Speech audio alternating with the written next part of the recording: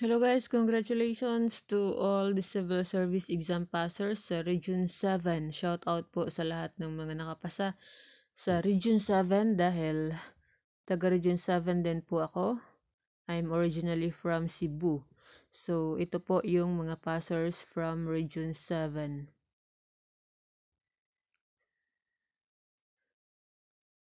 Sobrang dami po ng nakapasa. I think it's around 3,000 or close to 4,000 ata. Nakalimutan ko. Pero sobrang dami. So congratulations. This is Civil Service Exam Results August 20, 2023 po na exam. So ito po ay Region 7 lamang po.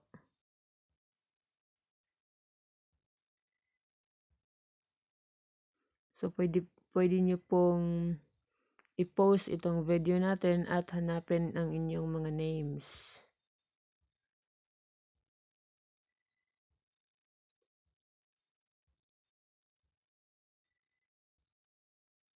Again, this is August 20, 2023, Region 7, professional level nga po pala. So, professional level sa Region 7. Lahat ng passers sa Region 7 under the professional level civil service exam last August 20, 2023.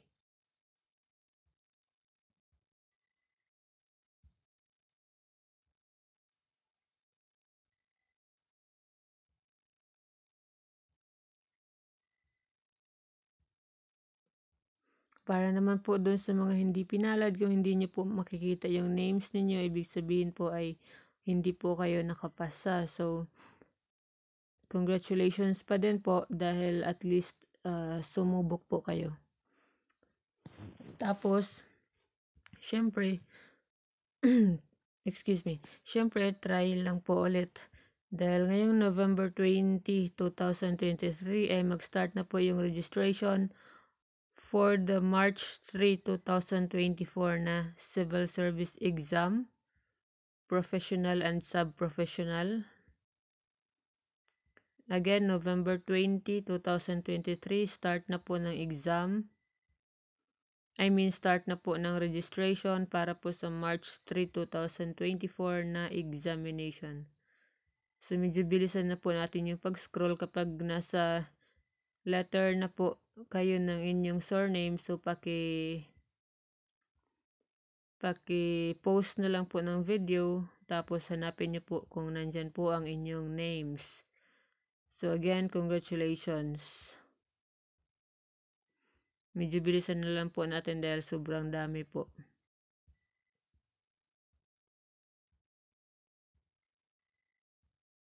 So, makikita nyo rin po ito sa civil service website. Pwede nyo po doon i-type nyo po mismo yung surname po ninyo sa civil service website. Tapos, punta lang po kayo ng exam.csc.gov.ph.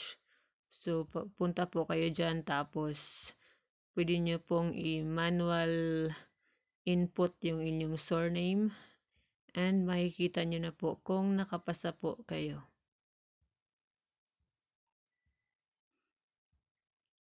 Kung nahihirapan po kayong hanapin dito yung names po ninyo, so just comment down at tutulungan ko po kayong hanapin yung inyong pangalan. Again, this is Region 7 list of passers for Civil Service Exam Professional Level last August 20, 2023. Comment down kung gusto nyo pong hanapin ko po ang inyong pangalan. Dahil sa sobrang dami po kasi, hindi po natin talaga maisa-isa yung pag-show ng mga names. Imagine, nasa 1,060 na po tayo pero nasa letter D pa lang po yung ating mga surnames. So, ito po yung mga surnames ng taga Region 7. So again, sa mga hindi po pinalad, November 20, 2023, mag-start na po ulit yung registration para po sa March 3, 2024. Please follow our Facebook page, Civil Service Exam Reviewer by Janice De Hersey. And also, don't forget to click the subscribe button on our YouTube channel, Janice De Hersey, para po laging updated sa ating mga bagong uploads. Nag-upload din po tayo ng mga numerical reasoning tutorial po. And I will try my best to provide latest information regarding civil service exam. So, meron na po tayo mga videos regarding on how to check the ratings. By the way, the ratings will be, pwede pong ma-check yung ratings nito by November 18. So, meron po tayong video on how to check the ratings para po doon sa mga hindi pa po alam kung paano. Please visit our video. Nasa Facebook page lang po natin yon at nasa YouTube channel po natin. So, we are now on letter L. But nasa 1,800 na po tayo. So again, kung talagang mabilis yung pag-scroll natin at nahihirapan po kayong hanapin yung inyong pangalan, please comment down and I will help you po. Region 7 list of passers professional level, August 20, 2023, date of examination.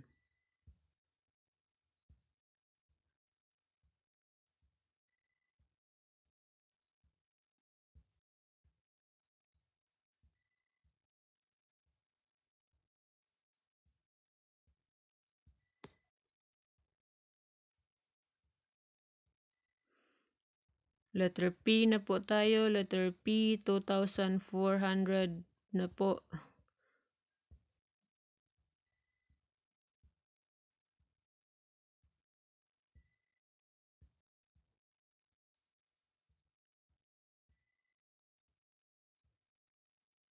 S.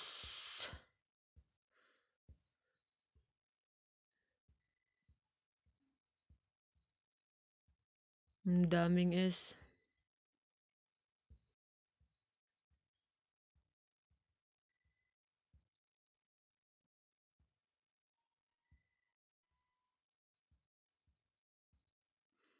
T.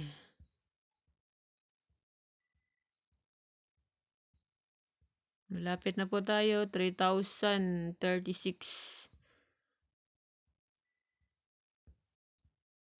Again, Region 7 list of passers professional level civil service exam August 20, 2023.